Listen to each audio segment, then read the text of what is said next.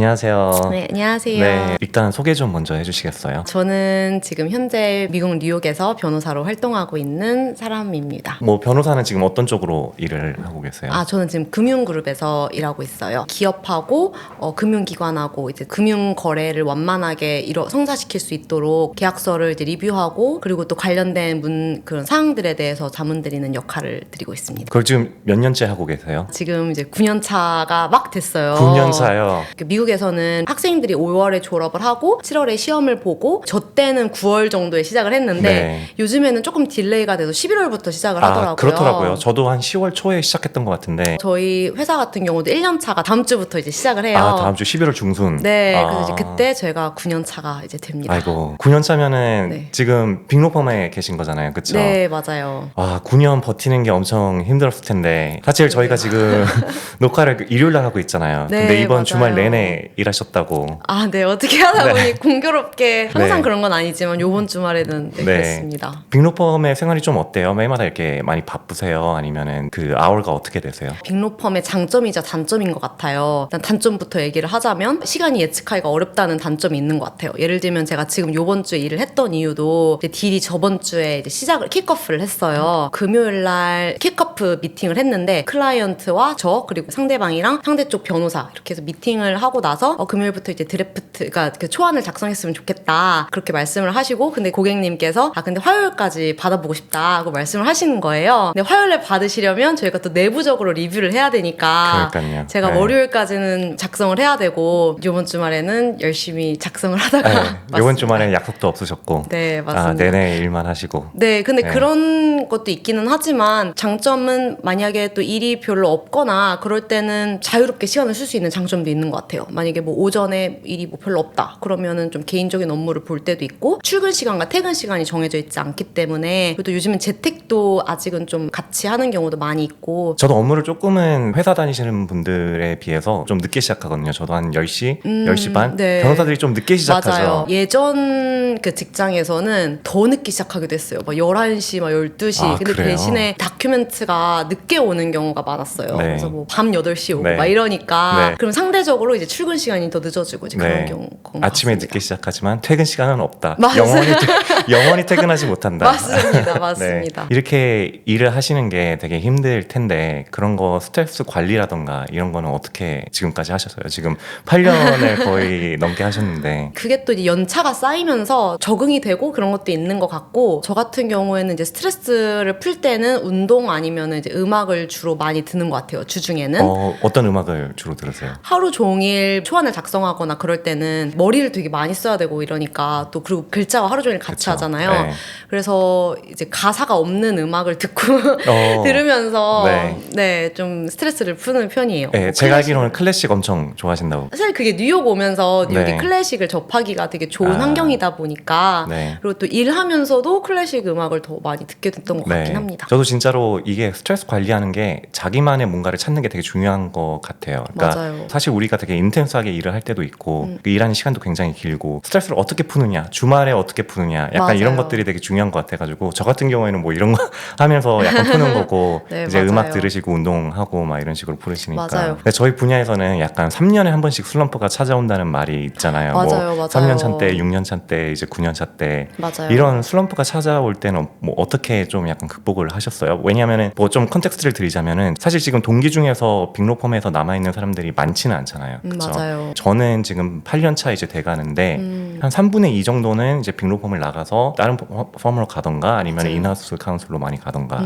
동기 중에 네. 많이 남아 있는 사람이 없죠. 맞아요. 네. 그렇더라고요. 그러면 그 슬럼프를 네. 극복하는 게 되게 빅로펌에서 네. 남으려면은 중요했던 것 같은데 그거는 변호사님은 어떻게 좀 극복을 하셨어요? 그게 슬럼프가 내부적인 건지 외부적인 건지에 따라 그 요인에 따라 조금 달랐던 것 같아요. 그래서 저도 딱 변호사님이 말씀하신 대로 3년차, 6년차 이제 한 번씩 왔었어요. 그래서 3년차에 왔었을 때는 그 요인이 좀 외부적인 요인이었던 것 같아요. 그 말은 제가 하고 있는 일에 대해서 약간 매너리즘이 빠진 것도 있었고 제가 그 첫 직장에서는 그 인수금융이라고 해서 그 사모펀드가 다른 기업을 살 때 그 자금 조달을 지원하는 이제 그런 관련된 일을 일을 했었거든요. 그런 걸 계속 하다 보니까 뭔가 좀 다른 걸 하고 싶다 이런 생각이 들기도 했고, 그래서 그때는 외부적인 요인을 이제 제거하는 방향으로 가서 네. 그때 이직을 저는 하는 쪽으로, 그래서 이제 슬럼프를 극복했던 것 같고요. 네. 그리고 6년차 때는 좀 약간 내부적인 뭐 약간 심리적인 거라 그래야 되나요? 네. 그런 게 있었는데 그때는 뉴욕을 아예 떠나야 되나? 이제 그런 생각을 되게 많이 했었어요. 네. 그래서 이제 한국에 계신 변호사분들과도 되게 얘기를 말씀을 되게 많이 해보고, 그렇게 또 얘기를 하는 과정 속에서 이제 좀 시간이 좀 흘러간 것도 있고, 뉴욕에 있는 것도 더 경험을 쌓아보는 것도 괜찮겠다 이런 생각을 해서 지나갔던 것도 있는 것 같습니다. 그래서 맞아요. 어떻게 보면 슬럼프를 극복이라는 게 약간 버티는? 약간 그게 존버.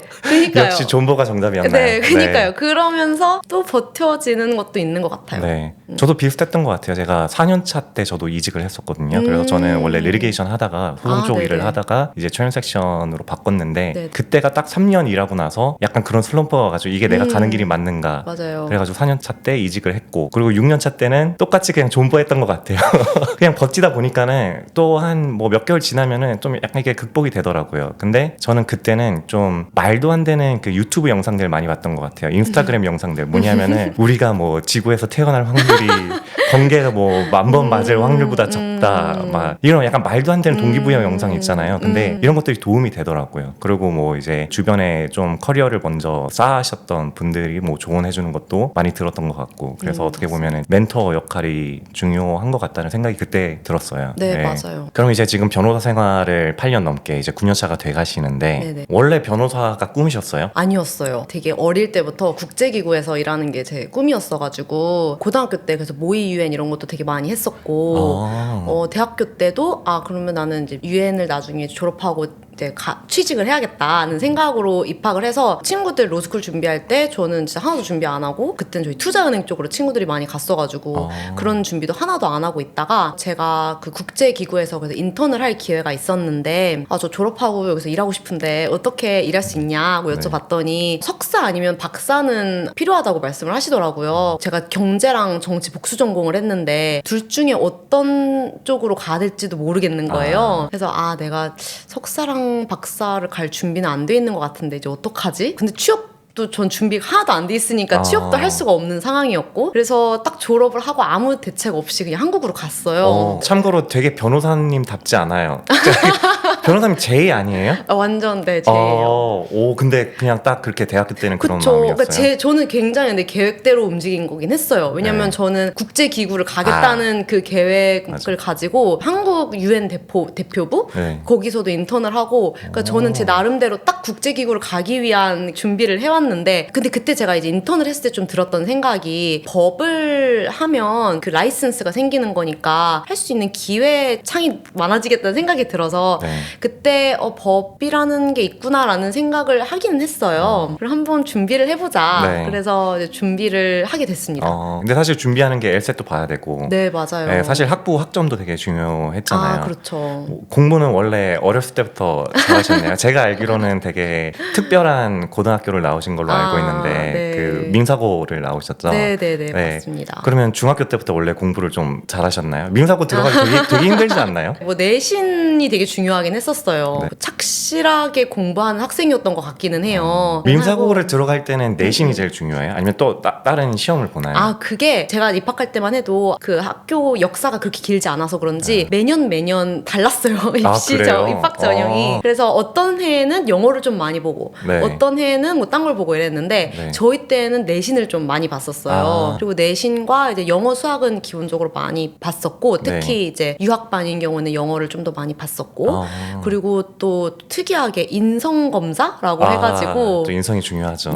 제가 기억에 남는 게 막대기를 뽑아서 거기 질문이 있었는데 제가 받았던 질문은, 만약에 너가 합격하고 너랑 되게 친한 옆에 있는 친구가 떨어졌을 때 그 친구한테 뭐라고 말해주겠냐. 너무 어려운 질문인데요? 네, 그니까요. 그때 그 나이 때 특히나 물어보기에는 굉장히 성숙한 답변을 해야 될 텐데 어떻게 답변을 하셨어요? 잘 기억이 나진 않긴 하는데 그래도 제가 무슨 답변을 했든 네. 뭐 인성이 나쁘진 않다고 판단이 됐나 봐요. 지금 대답을 하면은 저 되게 어떻게 대답해야 뭐라고 되지? 하실 것 같으세요? 모르겠어요. 뭘 얘기를 해도 위안이 안 되지 않을까요? 저도 그렇게 말했던 것 같아요. 네, 아. 제가 무슨 말을 해도 사실 네. 위안이 되진 않을 것 같긴 한데 같이 함께 했으면 좋았을 텐데 너무 아쉽다 뭐 이런 식으로 오. 얘기했던 것 같기도 하고 너무 그러네요. 오래전이어서 잘 기억은 나지 않지만 그러네요. 네. 영어는 원래 좀 외국에서 살은 경험이 있으세요? 아니면은 네. 아니요. 제가 한 네. 번도 외국에 살았던 경험이 없었어요. 그래요? 대학교 가기 전까지는. 네. 그게 이제 나중에 대학교 갔을 때 약간 좀 어려움이 있긴 했는데 그래도 이제 고등학교 입학하고 그럴 때는 우리나라에서는 이제 뭐 시험을 위주로 보다 보니까 네, 시험 공부를 했던 것 같습니다. 뭐 토플 이런 거 보고 네. 뭐. 옛날에 막 다큐멘터리도 나오고 그랬잖아요. 민사고에 네. 대한. 네네. 실제로 그렇게 다들 생활이 어때요? 막 치열하게 경쟁하는 그런 분위기인가요? 아니면은 뭐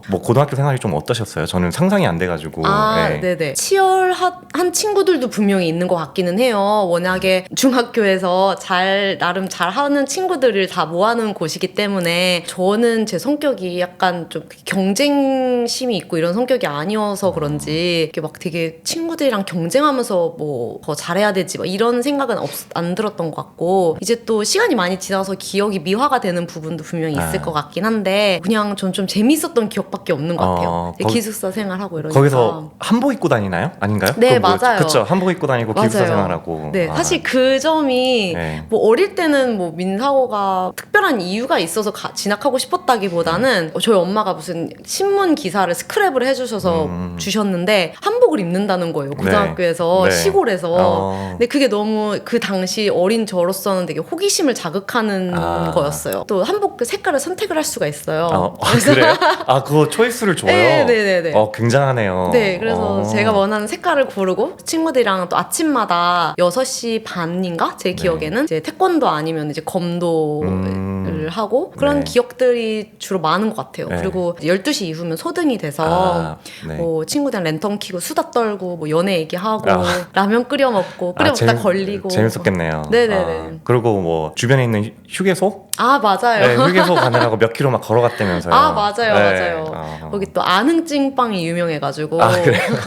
아직도 가끔 생각이 나요. 그 찐빵 맛이. 그러면은 유학반이셨으니까 유학을 네네. 가고 싶다는 생각으로 거기를 진학을 하신 거잖아요. 유학은 왜 생각을 하셨어요? 사실 어릴 때는 그 유학을 간다는 게 어떤 의미인지 크게 생각을 안 하고 그냥 막연하게 그냥 유학반을 갔던 것 같은데 어릴 때 뭔가 세상과 연결되고 싶은 약간 그런 욕망 같은 거 좀 있었던 것 같아요. 그래서 그 당시에 막 펜팔 이런 거 있잖아요. 네. 그런 것도 좀 열심히 하고 그런 거를 했어요? 네네네. 어느 나라 사람이랑 했나요, 펜팔은? 뭐 미국 분이랑도 하고 그래요? 뭐 다른 나라 분이랑도 하고 그랬던 것 같아요. 되게 여러 펜팔 했었거든요. 민간 외교관 그 네. 방크라는 단체가 있는데 그 단체 활동도 좀 열심히 하고 중학교 그랬던 때부터요? 네네네. 그래요? 그래서 그런 관심은 있었던 것 같아요. 그러면 이제 민사고에서 준비를 열심히 하셔가지고 대학교를 듀크 대학을 가셨죠. 네네네, 맞아요. 외국을 한 번도 살아본 적이 없다고 하셨잖아요. 네네. 그러니까 대학교 때는 그 언어 장벽 그리고 문화적 장벽이 좀 있잖아요. 네네네. 그런 거를 좀 어떻게 극복을 하셨어요? 맞아요. 그게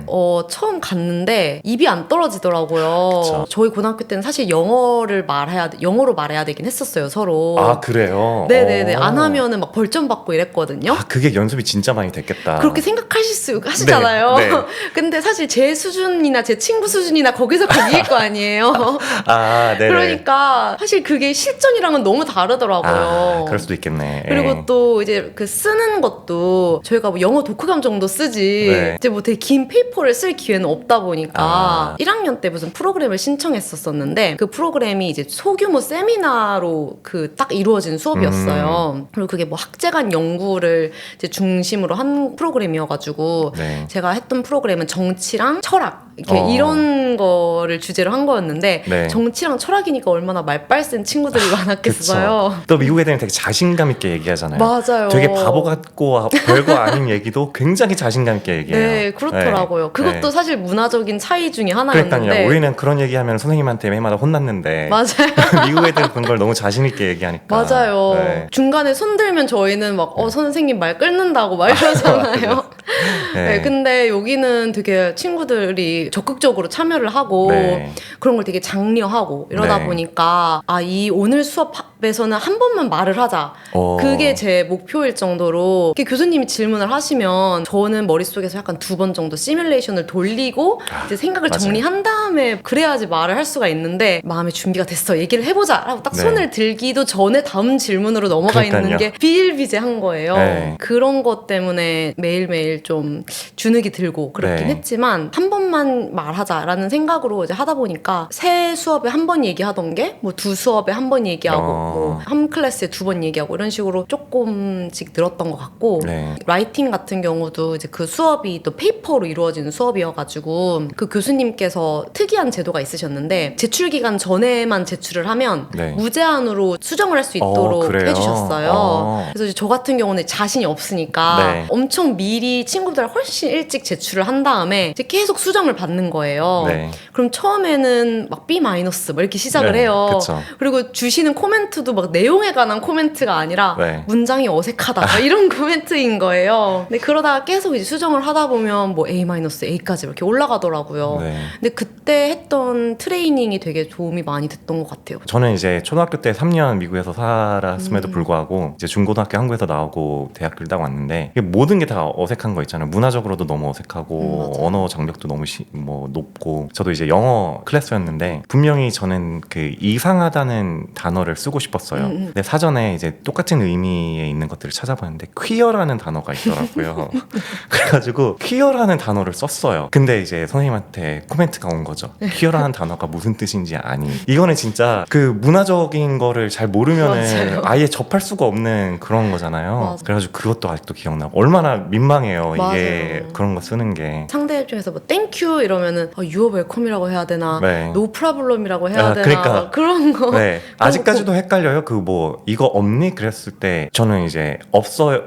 그러니까 no라고 해야 되는데 미국으로 yes를 해버리고 맞아요. 아직까지 약간 헷갈려요. 맞아요. 그러면 이제 로스쿨의 생각을 대학교 때는 아직까지는 네. 하지 않으신 거고 맞아요. 한국을 돌아가셔서 그러면은 뭐 다른 일을 하면서 로스쿨을 준비하셨나요? 아니면은 뭐 어떤 식으로 준비를 하셨어요? 준비할 때는 딴 거는 안 했어요. 진짜 시험 공부만 했고요. 시험 보고 나서는 한 12월인가 봤던 것 같은데 이제 그 이후에는 뭐 공익인권법재단 뭐 이런 데서 인턴도 하고 친구들도 많이 만나고 네. 뭐 놀고 요리 수업도 듣고 네. 그랬어요. 사실 그때는 제가 휴학도 한 번도 안 해보고 또 우리나라 정서상 당시에는 요즘은 달라졌지만 당시에는 쉬고 뭐 이런 거가 평범하지 않은 거라고 생각이 그쵸. 들었어가지고 이렇게 만나 하면서 갔었는데 지금 지나서 생각해보니까 그때 시간이 너무 감사한 것 같아요. 그 덕분에 부모님 가족들과도 되게 오랫동안 한국에서 시간을 보낼 수 있었고 대학교 때 문화적 차이, 언어적 차이를 극복을 하고 그래도 이제 점수를 잘 받으셨으니까 로스쿨을 또 좋은데 진학하실 수 있었던 거잖아요. 근데 로스쿨에 들어갔을 때 그거는 또 어나더 레벨일 것 같아요. 왜냐면 또 이제 공부 잘하는 친구들이 이제 또 다 모여 있는 거니까. 그쵸. 그리고 로스쿨은 1학년 성적으로 인턴을 잡고 거기에 맞아요. 이제 하이어가 되는 거잖아요. 맞아요. 로스쿨 1학년 때 어떠셨어요? 저는 로스쿨 1학년 때 공부하고 밥 먹고밖에 안 했던 것 같기는 해요. 주말도 없고. 주말도 없었던 것 네. 같아요. 네. 네. 1학년 때는 뭐 했나 그 잘 기억이 안 날 정도로 맞아요. 로스쿨을 버클리 로스쿨에 네, 나오셨잖아요. 맞아요. 네네. 상당히 좋은 로스쿨이잖아요. 거기 들어오는 친구들도 어떻게 보면은 그렇게 열심히 들어와가지고 맞아요. 1학년 성적을 막 받으려고 되게 노력을 많이 하잖아요. 네. 근데 제 주변에서는 1학년 때 공부하다가 운 사람들도 되게 많아요.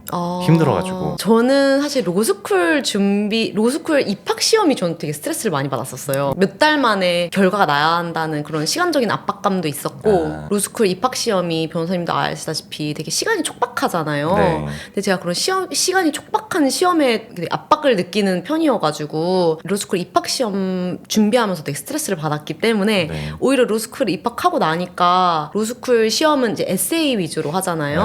네. 그래서 오히려 저는 상대적으로는 좀 덜 스트레스를 오히려 받았던 것 같아요. 그래요. 그렇긴 저는 해요. 1학년 때 아직도 기억이 나는 게 1학기는 방학이 짧잖아요. 겨울방학은. 네네. 그래서 겨울방학이 실컷 놀고 뭐 점수 나오지 않는 신경 안 쓰고 로스쿨로 딱 돌아갔는데 그때가 금요일 저녁이었어요. 저는 이제 테니스를 좋아해가지고 금요일 저녁에 항상 테니스를 테니스를 쳤거든요. 테니스 치러 가기 전에 딱 마지막 성적이 떴는데 처음 2개 성적은 진짜 잘 나왔어요. A 마이너, A 마이너 오. 이렇게 나와가지고 와, 이 뭐 로스쿨 괜찮네. 딱 이랬다가 C 플러스가 뜨는 거예요. 세 번째가. 그래서 저는 그때 로스쿨의 맛을 처음 봤어요. 저는 이제 나중에 인터뷰 볼 때, 로펌의 인터뷰 볼 때도 사람들이 다 물어봤어요. 100이면 100, 너 C 플러스 왜 받았냐? 왜 받았냐? 이걸 다 물어봤기 때문에 이걸 또 이제 커버하느라 엄청 힘들었죠.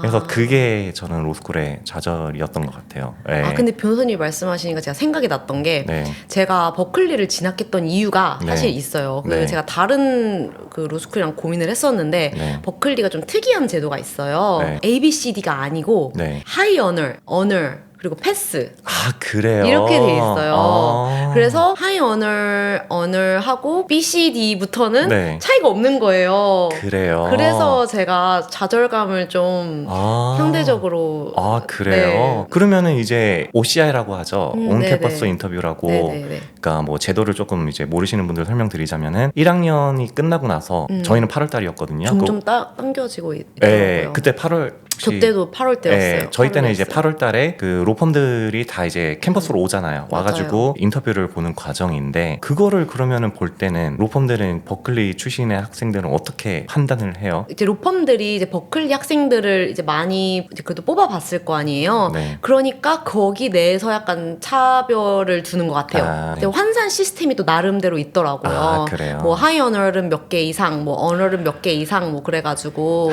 거기 안에서 또 차별을 두는구나. 그렇긴 하죠. 역시. 근데 그래도 이제 어쨌건 제가 뭐 사실 C를 받았을 수도 있고 B 마이너스 받았을 수 있는데 네. 성적표에는 P로 뜨니까 제 그러네요. 멘탈 관리에는 조금 도움이 되지 않았을까 생각을 합니다. 그러면 OCR 경험이 좀 어땠는지 좀 설명 좀 해주세요. 되게 바쁘잖아요. 아침부터 맞아요. 막 오후까지 인터뷰 막 쫙 잡혀 있고. 저희 학교 같은 경우는 호텔에서 했어요. 호텔이에요. 네네네네. 네. 그래서 호텔 한 층에 방마다 그 로펌에 오신 분들이 계시는 거예요. 네. 옆에 뭐 소파 있고 막 침대 있고 네. 말씀하신 대로 뭐 하루에 뭐 5개, 6개, 7개 막 이렇게 계속 백투백으로 이제 하니까 네. 정신이 없었던 것 같아요. 그쵸. 정말 기본적으로 인터뷰 하시는 분의 뭐 이름이라든지 회사라든지 아니면 어떤 일을 하시는지 이런 걸 헷갈리면 안 되니까 짬 나면은 그거 열심히 이렇게 네. 공부하고 네. 이 로펌 인터뷰라는 게 뭐 그런 지식을 물어보는 인터뷰가 아니라 핏 인터뷰라고 해서 네. 이 친구가 이제 잘 우리 회사나 분위기랑 잘 맞나 뭐 이런 거를 보는 인터뷰이기 때문에 어떤 분이랑은 좀 더 좀 잘 맞고 어떤 분이랑은 딱딱하고 형식적으로 인터뷰가 진행되고 뭐 그랬던 것 같습니다. 네. 지금은 사실은 반대 입장에 서 보신 적이 있으시잖아요. 그쵸. 저는 개인적으로 지금 사람들이 인터뷰 볼 때 뭘 제일 중요하게 보냐면 태도를 봐요. 그러니까 인터뷰 내용은 어차피 로스쿨 1학년 때 저도 아무것도 몰랐기 때문에 그냥 대답하는 건 다 비슷비슷해요. 질문들도 다 비슷비슷하고. 맞아요. 근데 요즘에 이제 줌으로 인터뷰를 많이 하니까 이 사람이 얼마나 엔투시애스틱 하느냐, 얼마나 열정적으로 여기 오고 싶어 하느냐.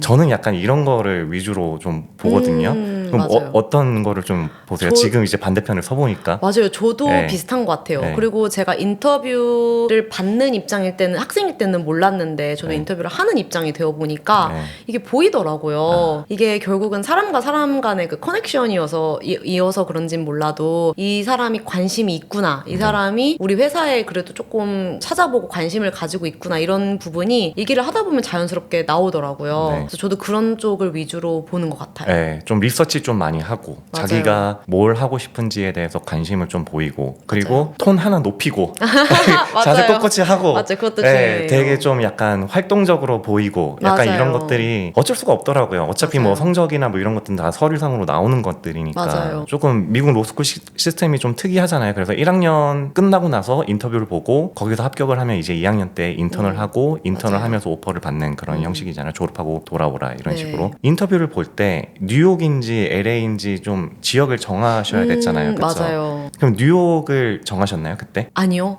그래요? 네, 뉴욕이랑 캘리포니아 둘 다 했었었는데 아, 그래요? 저희가 캘리포니아 로스쿨이다 보니까 네. 일단 뭐 지금은 바뀌었을 수도 있는데 제가 있을 당시에는 뉴욕 오피스에서 충분히 오지 않았어요. 아. 그래서 뉴욕 오피스만 보면 네. 사실 인터뷰 수를 채울 수가 없었어요. 아, 그런 그렇구나. 이유도 있었고 또 캘리포니아에 있고 싶은 마음도 사실 그땐 좀 컸어가지고 1차를 캠퍼스에서 보고 2차를 자기 로펌에 인바이트를 하잖아요. 뉴욕 오피스면 뉴욕에 이제 날라오셨겠네요. 맞아요, 6시간 맞아요. 비행기를 타고 맞아요. 오셔가지고 네네네. 그럼 그 전날에 도착해서 네. 뭐 여기서 숙박을 다 제공을 맞아요, 해주잖아요. 제공해줘. 로펌에서. 그리고 뭐 인터뷰 아침에 보면 점심도 사주고. 근데 사실 밥이 잘 안 넘어가잖아요. 맞아요. 그러니까는 이거 밥 사주는 게 거기에 있는 업소들이랑 이제 주로 아니면 뭐 파트너분들이랑도 밥을 먹었나요? 어쏘랑 전 먹었던 것 그쵸. 같아요. 저도 주로 네. 업소들이랑 먹었는데 밥이 잘 안 넘어가죠.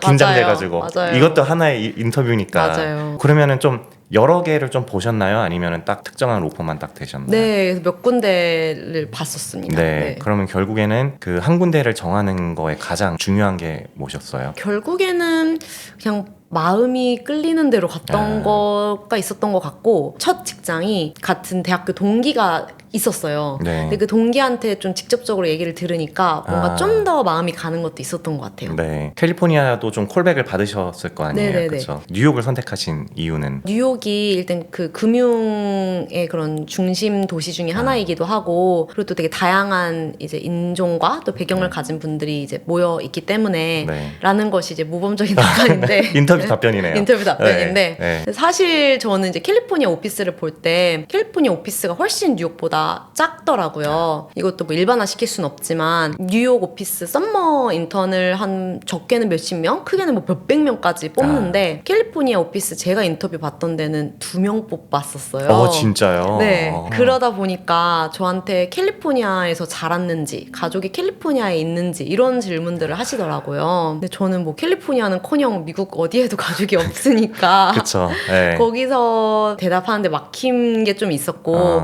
또 그러한 이유로 또 뉴욕이 또 저한테 맞는 부분도 있었던 것 같습니다. 네. 저도 첫 직장은 LA에서 시작한 로펌이었거든요. 사실은 지금은 뉴욕 오피스가 제일 커요. 지금 있는 데는 필라델피아에서 시작한 로펌인데도 뉴욕 오피스가 제일 크고. 그러니까는 어쩔 수 없이 여기가 이제 금융 쪽이 중심이다 보니까는 어쩔 수 네. 없이 뉴욕 오피스가 제일 큰 것 같기는 하더라고요. 네, 맞아요. 그래서 이제 로펌을 선정을 하셨고, 그러면은 이제 2학년 끝나고 그 로펌에서 인턴을 하잖아요. 미국 애들은 와인 앤 다인이라고 하잖아요. 인턴을 할 때는 이벤트도 네. 되게 많고 맞아요. 맛있는 것도 진짜 많이 사주고 맞아요. 회식을 한 거를 제가 어떻게 계산서를 본 적이 있어요. 로스쿨 2학년 인턴들과 파트너분들 이제 해가지고 밥을 먹었는데 25,000불인가가 나왔어요. 그 이후로 그런 회식은 전 본 적이 없거든요. 없어 일을 하면서 물론 뭐 포럼 이벤트는 하지만은 그런 식으로 좀 인턴들을 많이 대접을 많이 해주죠. 맞아요. 빅로펌에서. 맞아요. 네. 맞아요. 제일 재밌지 않았어요? 그때 맞아요. 여름에? 네. 그때 말씀하신 대로 매일매일 진짜 이벤트가 있었고 네. 코로나가 지나면서 네. 약간 프로그램이나 이제 그런 게 바뀐 것 같기는 해요. 네.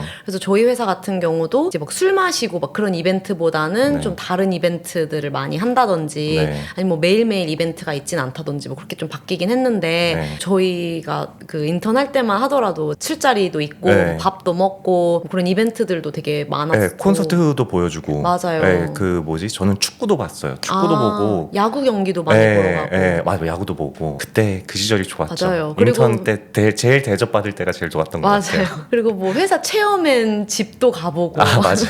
그 되게 이후로 한 번도 좋은- 못 가봤어요. 맞아요. 근데 되게 희한한 것 같아요. 이 로스쿨 이렇게 리크루팅 시스템이 그때 되게 잘해주고 거의 100% 가까이 오퍼를 다 주죠. 맞아요. 인턴을 뽑히면은 대부분 1년차 때 거기서 시작하는 게 거의 기정사실화 돼 있죠. 로펌 리크루팅에 되게 희한한 것 중에 하나가 1학년 성적만 보고 인턴을 뽑다 보니까는 거의 2학년 때 내 전공을 정해야 되잖아요. 아무것도 모르는 상태에서. 그쵸. 뭐 저는 이제 IP였으니까 IP 소송을 전공으로 했고 그 파이낸스를 고른 네. 이유가 있으세요? 그 저희 첫 직장이 금융그룹이 조금 특화돼 있는 곳이기도 했고 금융그룹 하나만 있는 게 아니라 네. 뭐 프로젝트 파이낸싱 아니면은 뭐 레버리지 금융 그래서 네. 금융그룹이 많아서 금융을 접할 기회가 좀 많았던 것도 있고요. 네. 그리고 또 이제 썸머 때 여러 그룹을 이제 돌아보고 네. 그래서 저는 이제 M&A 그룹도 돌아봤었었는데 네. 그냥 금융그룹이 좀 저랑 잘 맞았던 것도 있는 것 같고 네. 사실 결국에는 일이 어떤 건지 사실 썸머로서 알기는 어렵잖아요. 그쵸. 네. 그래서 그 그룹 사람들이랑 얼마나 잘 맞냐. 아. 그때 했던 일이 조금 더 재밌고 뭐 이런 네. 거를 기준으로 선택을 했던 것 같고 네. 그리고 제 첫 직장 같은 경우에는 1년 차일 때 도입된 시스템인데 썸머 말고도 돌을 수가 있었어요. 몇 가지 그룹을. 그래요? 6개월씩. 6개월씩 네, 로테이션으로. 네. 그래서 6개월씩 도니까 조금 더 썸머 때보다는 이 네. 그룹이 어떻게 하는 건지 좀 내용적인 부분도 알기가 좀 더 도움이 됐던 것 같아요. 예전 로펌에서 인수금융을 하시다가 지금은 인수금융 계속 하시나요? 아니면은? 그것도 조금 하고 있기는 한데요. 네. 지금은 이제 더 포괄적인 금융 업무를 하고 있습니다. 네, 저도 한번 이직을 해본 입장에서 사실 이직하는 경험도 되게 독특하잖아요. 로펌에서 맞아요. 이직하는 게 네. 아직까지도 이메일이 하루에 몇 개씩 오죠. 맞아요. 그 헤드헌터들한테서 맞아요. 이메일이 되게 많이 와요. 맞아요. 전화도 너무 많이 전화도, 오고. 네. 그래서 막 이런 자리가 있는데 이거 알아보지 않을래. 네, 문자도 오더라고요. 그래요? 전화번호를 어떻게 알았대요? 그거 그러니까요. 프라이버시 침해 아닌가요? 그러면은 그 이직 과정에 대해서 좀 설명을 해주세요. 어떻게 이직을 하셨는지. 예. 네, 근데 저는 이게 막 1년차, 2년차 정말 이직 생각도 없을 때 네. 그땐 약간 호기심에 리크루터들이랑 통화를 했었어요. 네네. 요즘에는 뭐 어디가 뽑는지, 뭐 그 네. 그룹은 어떤 걸 하는지 이제 그런 거를 이제 얘기를 하다가 본격적으로 약간 매너리즘에 빠지고 네. 이직을 좀 본격적으로 고민하던 때 제가 네. 여기서 떠나고 싶은 이유, 네. 여기 있으면 좋은 점들, 제가 다른 곳으로 이직을 했을 때 새로운 곳에서 얻을 수 있는 것들, 뭐 그런 것들에 대해서 이제 리스트를 작성을 해보고 장점과 단점 중에 어떤 게 더 큰지 고민을 하는 시기를 좀 오랫동안 가졌던 것 같아요. 근데 그러고 나서 이직을 하는 장점이 더 크다고 이제 판단이 되었을 때 이제 다른 회사들을 이제 알아보기 시작했는데 어떤 걸 제가 원하는지 좀 파악이 되고 난 후에 그거를 좁혀 나가기 시작하니까 네. 별로 없더라고요. 왜냐면 일단 지금 있는 곳이랑 되게 비슷한 곳은 다 제외하고 그러면 거의 다 제외가 일단 되고 네. 네, 그리고 나서 남은 몇 가지를 가지고 저는 그 3-4군데 정도 네. 인터뷰를 봤었어요. 사실 빅로펌에서 그래도 커리어를 몇 년 쌓으면은 빅로펌 내에서 이제 이동하는 거는 그래도 자리가 좀 생겨나는 것 같더라고요. 맞아요. 커리어를 아무래도 좀 빅로펌에서 시작하면 그런 어드밴티지가 있는 것 같아요. 어디든지 좀 갈 수 있는 초이스가 넓어지는 것 같아요. 사실 빅로펌이라고 하면은 데피니션이 명확하지가 않잖아요. 이게 뭐 탑 100의 로펌이 빅로펌인지 뭐 어떤 사람들은 500명 이상 변호사가 있는 데가 빅로펌이라고 하던지 데피니션이 명확하지는 않은데 그래도 소위 사람들이 말하는 빅로펌에 들어가면은 그런 부분이 있어가지고 이직을 실제로 또 되게 많이 하잖아요. 되게 일찍 하는 사람들도 있어요. 막 2년 차 막 이럴 맞아요. 때 이직하는 사람들도 있는데 사실 저는 그거는 약간 조금 너무 이른 것 같다는 생각이 들기는 하는데 그때 4년 차 때 옮기셨죠? 그러면? 네, 저는 4년 차. 네, 저도 딱 4년 차 때 옮겼어가지고 그러면 이제 지금 8년, 9년 차 이제 되시는데 변호사로서 느끼는 가장 보람을 느낄 때는 언제예요? 고객분의 질문이나 고민을 해결해 드렸을 때인 것 같아요. 저희가 하는 업무 중에 계약서를 작성하고 뭐 리뷰하고 이런 것도 되게 큰 부분이지만 금융 관련된 질문에 대해서 자문을 드리는 것도 되게 큰 부분이잖아요. 네. 뭐 예를 들면 제가 기업을 대리한다고 했을 때 우리가 이런 투자를 하고 싶은데 계약 소송으로 되는지 잘 모르겠다. 네. 근데 이게 딱 명확하지 않은 경우가 많거든요. 그렇죠. 그래서 이제 계약서를 이제 검토를 한 다음에 이러한 이유로 할 수 있다. 네. 이렇게 말씀을 드리면 이제 고객분이 되게 이제 만족스러워하시고 네. 또 반대로 이제 저희가 금융기관을 대리하는 경우 이 회사가 지금 좀 잘 매출도 별로 안 좋고 이러는데 네. 우리가 이런 투자를 못하게 했으면 좋겠다. 얘네가 무슨 인수를 네. 한다는데 이거 인수가 못했으면 좋겠는데 계약 소송으로 어떻게 되냐 네. 이렇게 여쭤보실 때 이러한 거를 근거로 할 수 없다 이렇게 말씀을 드리면 궁금증을 해결해 드렸을 때 뭔가 도움을 드렸다는 생각이 되게 뿌듯하더라고요. 네. 그리고 또 변호사님도 아시겠지만 저희가 딜을 마무리 지을 때 거래를 마무리 지을 때 이제 클로징을 한다고 하잖아요. 네. 그래서 그때 모든 계약서를 이제 사인을 하고 1년차 때는 이제 클로징 하면은 막 박수 치고 막 환호하고 막 이러는 줄 알았는데 사실 현실은 그냥 뭐 전화로 네. 클로징 했습니다. 네. 뭐 아니면 심지어 이메일로 하는 경우도 있고. 그쵸. 그래서 생각보다 그렇게 뭐 화려하진 않지만 그래도 네. 클로징을 하고 났을 때 저도 이제 제가 시니어다 보니까 네. 처음부터 끝까지 이제 제가 약간 진두지휘하는 게 있는데 모든 딜을 마쳤을 때 고객분도 너무 뭐 고맙다 이렇게 네. 말씀을 해주시고 또 파트너님도 너무 잘했다 고맙다 이렇게 말씀을 해주실 때 그때 또 되게 뿌듯한 것 같았습니다. 미국의 이제 빅로펌들이 되게 프로보노를 강조를 많이 하잖아요. 맞아요. 저희 회사는 리퀘어먼트가 1년에 25시간 이상을 프로보노를 하는 건데 사실 그거보다 많이 하는 사람들이 굉장히 많잖아요. 맞아요. 프로보노에 대해서도 좀 약간 보람을 느끼세요? 그런 일을 하면서? 맞아요. 프로보노도 되게 보람을 많이 느끼는 일 중에 하나인 것 같아요. 그래서 특히 이제 코로나 때 네. 소상공 그쵸. 네. 그 하시는 분들께서 되게 많이 이제 힘들어 하셨잖아요. 네. 근데 그때 이제 정부에서 PPP라고 해가지고 네. 좀 소상공업자분들을 도와드리는 이제 그런 연방 프로그램 같은 게 있었었는데 대출 받는 그런 프로그램이다 보니까 또 제가 네. 금융그룹에 있으니까 네. 그런 관련된 프로보노 일을 좀 했었어요. 네. 근데 그때 정말 현실과 맞닥뜨려져 있는 그런 네. 어려움들을 도와드릴 수 있으니까 되게 보람이 많이 되더라고요. 네. 그때. 네. 그리고 그런 저랑 제가 하고 있는 분야랑 관련된 일도 있지만 네. 또 다른 한편으로는 제가 했던 일 중에 이제 아프간 난민들 있잖아요. 네. 그래서 그 난민분들 비자를 그러니까 도와드릴 수 있도록 이제 인터뷰하고 네. 이제 비자까지 도와드리는 이제 그런 일도 했었었는데 네. 그때도 이제 인터뷰를 하면서 어떤 상황이었는지 그런 인터뷰를 해야 돼요. 네. 왜냐면 그 질문 중에 하나가 왜 오려고 하냐, 어떤 목숨의 위험 같은 거가 있냐 이런 걸 여쭤보시는데 뭐 알카에다가 뭐 총을 들고 찾아왔는데 뭐 정말 네. 가족을 다 죽이는 걸 직접 목격하고 아이고. 이런 얘기를 네. 실제로 들으니까 네. 아 정말 네. 내가 모르는 더 큰 세상이 진짜 있구나 이런 생각도 많이 하게 되는 것 같고 네.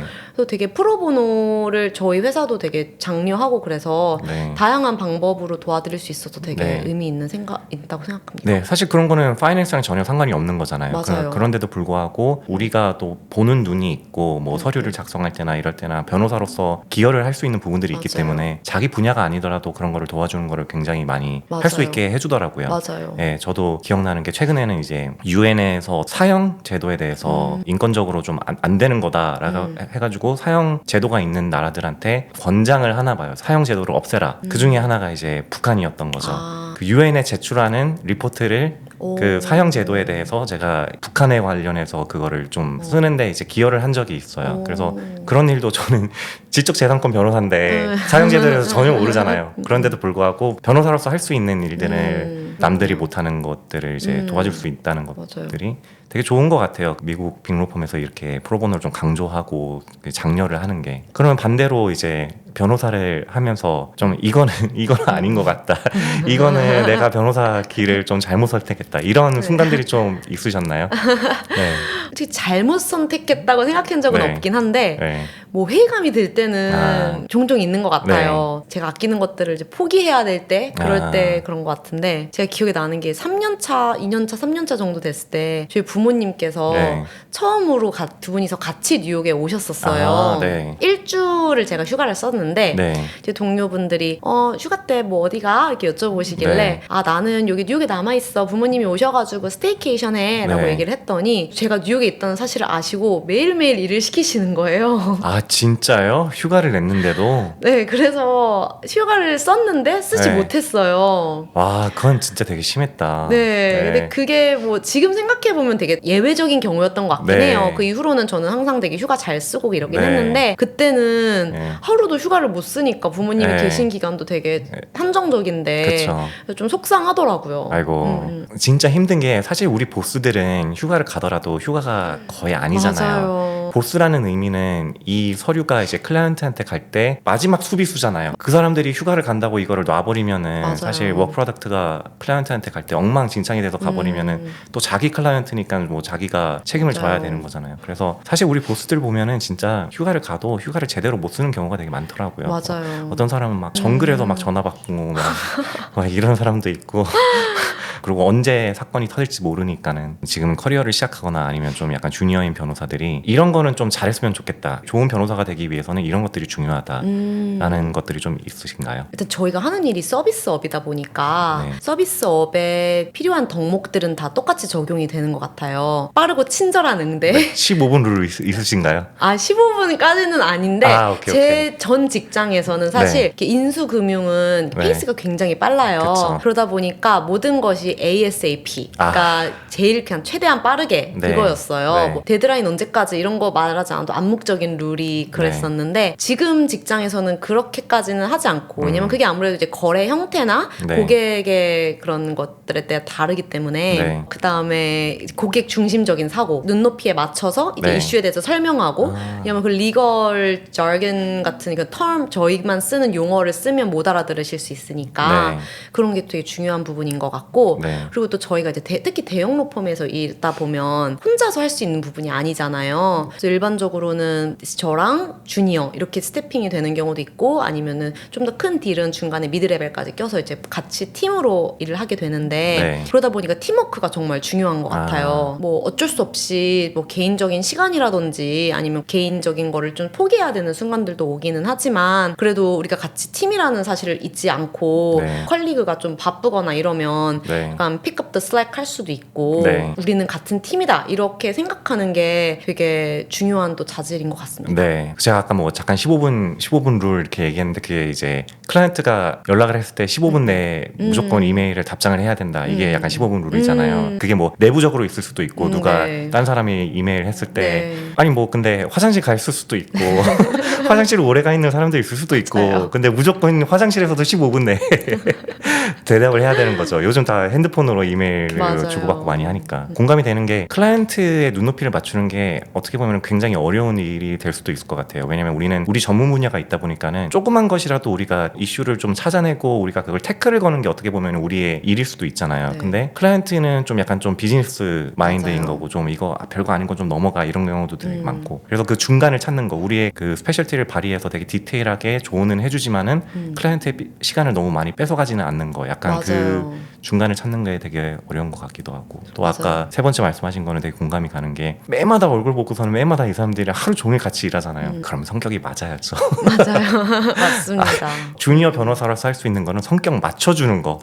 이게 약간 연애랑 비슷한 것 같아요. 오 맞아요. 네, 맞아요. 보스랑 결혼한 거예요. 집에 있는 가족보다 더 오래 보잖아요. 맞아요. 네, 전화도 맞아요. 매마다 붙잡고 있고. 맞아요. 특히 코로나 때. 네, 맞아요. 그 아무도 친구들 못 만나는데 유일하게 만나는 게 결혼 생활도 뭐 양 이제 남편 와이프 둘 다 이제 노력을 해야 되겠지만은 맞아요. 사실 이거는 상하 관계잖아요. 직장에서는. 맞아요. 그럼 상사랑 결혼을 했을 때는 주니어가 맞춰줘야죠.